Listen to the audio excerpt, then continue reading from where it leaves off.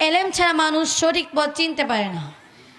যেমন অন্ধকারে চললে মানুষ পথ হারায়, ঠিক তেমনি এলেম ছাড়া মানুষ ভুল পথে চলে যায়। আল্লাহ তাআলা পবিত্র কোরআনে সূরা জুমারের 9 নং আয়াতে বলেন, কুল হাল ইয়াস্তাউিল্লাযীনা ইয়ালামুনা ওয়াল্লাযীনা লা ইয়ালামুন, যারা জানে এবং যারা জানে না তার সমান নয়। আলহামদুলিল্লাহি রাব্বিল আলামিন ওয়াসসালাতু ওয়াসসালামু আলা রাসূলিল্লাহি ওয়া আলা আলিহি ওয়া আসহাবিহি আজমাইন। আম্মা বা'দু ফাআউযু বিল্লাহি মিনাশ শাইতানির রাজীম। বিসমিল্লাহির রহমানির রহিম। সম্মানিত উপস্থিতি, বাংলাদেশের ঐতিহ্যবাহী সুনামধন্য শিক্ষা প্রতিষ্ঠান উত্তরা মডেল মাদ্রাসা কর্তৃক আয়োজিত আজকের বার্ষিক সাংস্কৃতিক বক্তৃতা শিক্ষা সেমিনারে উপস্থিত রয়েছেন সম্মানিত প্রিন্সিপাল মহোদয়, সম্মানিত শিক্ষকবৃন্দ, অভিভাবকগণ ও প্রিয় সহপাঠী, সকলকে জানাই আমার পক্ষ থেকে সালাম।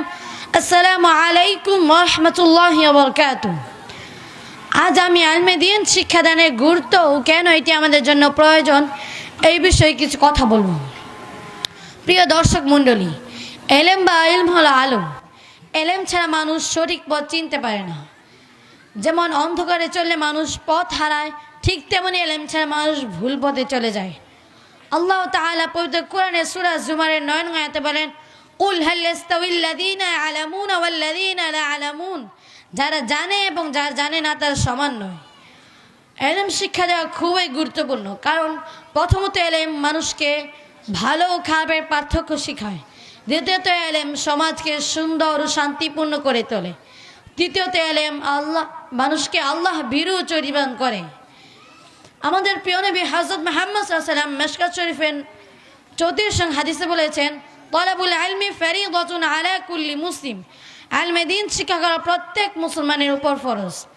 তাহলে আমরা বুঝতেই পারছি ইলম শিক্ষা দেওয়া কেন প্রয়োজন। কারণ যদি শেখানোর কেউ না থাকে তাহলে জানার সুযোগ থাকবে না। শিক্ষকরা শুধু আমাদের পড়ান না, তারা আমাদের জীবন গড়ে দেন। আর যে ব্যক্তি ইলম শিখায় তার জন্য রয়েছে বড় পুরস্কার। হাদিস এসেছে, মানুষ মারা যাওয়ার পরেও যে ইলম শিখিয়ে যায় তার সব চলতে থাকে।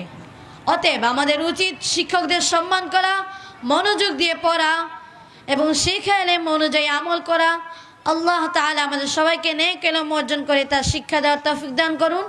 সকলকে ধন্যবাদ জানিয়ে আমি আমার সংক্ষিপ্ত বক্তব্য শেষ করছি। আসসালামু আলাইকুম ওয়া রাহমাতুল্লাহি ওয়া বারাকাতুহু।